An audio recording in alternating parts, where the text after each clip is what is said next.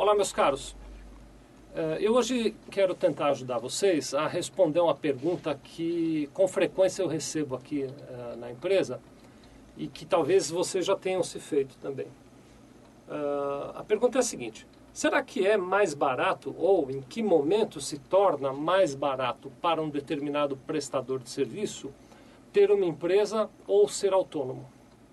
Quando eu falo de mais barato, é claro, eu estou falando a respeito da incidência de tributos sobre as receitas que aquele prestador de serviço autônomo tem. Então, eu gostaria de fazer algumas definições, antes da gente entrar na comparação propriamente dita, para permitir que você consiga compreender claramente do que é que eu estou falando. Então, imagine o seguinte: determinada pessoa, ela é um prestador de serviço, sem vínculo empregatício, ou seja, ele não é funcionário de uma empresa, e a partir desta condição de prestador de serviço, ele precisa emitir um documento qualquer para receber pelos serviços que ele prestou.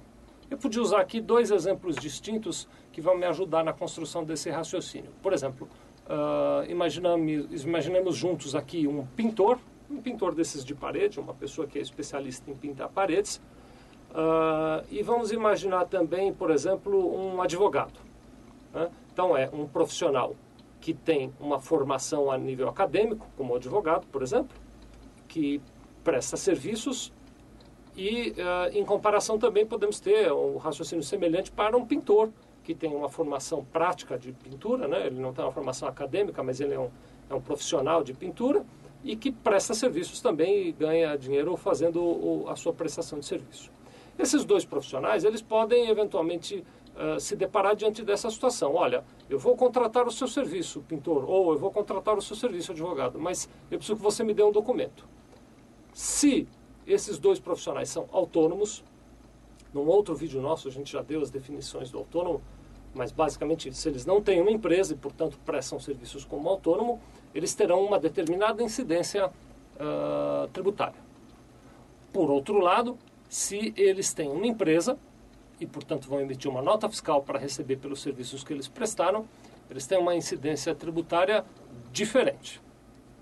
Agrava a situação, ou complica a situação, o fato de que o profissional que não tem formação acadêmica, ou cujo exercício da profissão não depende de formação acadêmica, né, colocando melhor, ele até pode ter formação acadêmica, mas a profissão que ele exerce não depende de habilitação acadêmica, na maioria das vezes ele pode optar, se abrir uma empresa, em pagar seus impostos pelo Simples. Então, por exemplo, um pintor, ele pode optar por ter uma empresa de manutenção predial, ou de pintura predial, e pagar os impostos na empresa dele pelo Simples. Já, por exemplo, aquele profissional cujo exercício da profissão depende da formação acadêmica, na maioria das vezes não pode fazer isso. Ele tem que abrir uma empresa e não pode optar pelo Simples, ele tem que optar pelo lucro presumido. E, portanto, o pintor e o advogado têm uma tributação diferente entre RPA e empresa e diferente entre as empresas que eles venham a abrir. Então, o objetivo desse vídeo é ajudar você a se encaixar numa ou outra situação e poder entender um pouquinho mais dos impactos tributários que um ou outro aspecto pode trazer para você. Nós vamos agora então fazer a comparação entre emitir um recibo de pagamento autônomo, um RPA, e emitir uma nota fiscal de uma empresa que seja optante do Simples. Portanto, essa nossa conversa ela se aplica àquele exemplo que eu estava dando do pintor. É uma atividade que não requer formação acadêmica e, como eu disse, a maioria das atividades que não requer formação acadêmica pode optar pelo Simples. É preciso cuidado, nos consulte sobre a sua atividade, mas eu vou usar aqui o exemplo de manutenção predial, um pintor que pode sim optar pelo Simples. Bom, muito bem. Vamos imaginar o seguinte, vamos usar exemplos numéricos, vamos fazer cálculos aqui que vão facilitar. Deixa eu pegar aqui uma tabela para a gente olhar junto. Olha só, o Felipe vai colocar para vocês uma tabela que traz um exemplo de uma situação em que aquele pintor ele vai emitir um RPA no valor de R$3.000. Então ele pintou uma casa ou uma empresa, cobrou R$3.000 por esse serviço e vai receber aqueles R$3.000. Com o RPA, ele terá que pagar um imposto de renda retido na fonte, imposto de renda devido naquela operação, seja retido na fonte ou não, ou seja, pelo carnê-leão, Mas o fato é que ele terá que pagar um imposto de renda que dá um total de R$ 169,38. Esse valor ele é calculado de acordo com a tabela do rendimento do trabalho assalariado. Portanto, é o mesmo imposto de renda que um funcionário de uma empresa que ganha R$ 3.000 por mês pagaria. E terá que pagar a contribuição do INSS, que para esse valor de R$ 3.000 dá R$ 375,82. Portanto, ele vai ter um total de custo de R$ 545,20. E vai ter uma remuneração líquida de R$ 2.454,80. Eu gostaria de colocar mais um dado ainda nessa mesma tabela, nessa última linha, que é um custo do INSS do contratante para os casos em que ele recebe um recibo de pagamento autônomo. Se aquele pintor pintou uma empresa e, portanto, emitiu o RPA contra uma empresa, contra uma pessoa jurídica, a empresa que o contratou, além de pagar os 3.000 a ele pela pintura, tem também que recolher 20% daquele valor para o INSS. E, portanto, a empresa que o contratou tem um custo adicional de R$ 600. Se ele pintou a casa de uma pessoa e, portanto, ele vai emitir o RPA para uma pessoa, então não se paga esses 20% do total. Se paga apenas nos casos em que o contratante é uma pessoa jurídica. Então, essa tabela mostra os custos do pintor e da empresa que eventualmente o contratar para um recibo de pagamento autônomo no valor de R$ 3.000. Bom, vamos comparar isso agora com uma determinada empresa.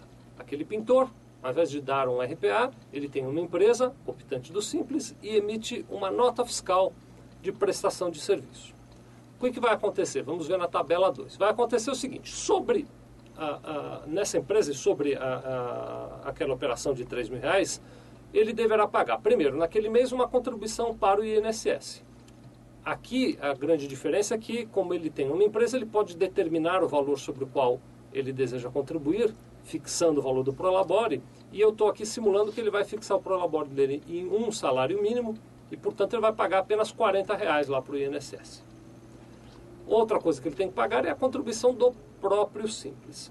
O Simples só tem o nome, viu, gente? Tem alguns outros vídeos aqui na nossa videoteca que mostram a complexidade do cálculo do Simples. Eu vou usar aqui uma alíquota padrão de 6%, que presume que esse pintor tem uma receita anual inferior a R$ 120.000, ou seja, que ele tem algo como R$ 10.000 de receita mensal, né?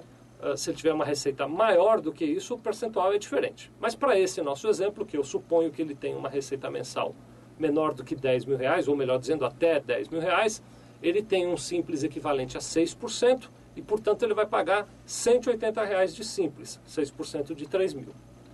Somando isso tudo, a gente tem um custo total para uma empresa optante do Simples de R$ 220. E, portanto, ele vai receber um líquido de R$ 2.780, com a vantagem de que a empresa que o contratou não precisa pagar nada para o INSS. Então, esse seria o quadro para aquele pintor ter uma nota fiscal de prestação de serviço de uma empresa optante do Simples.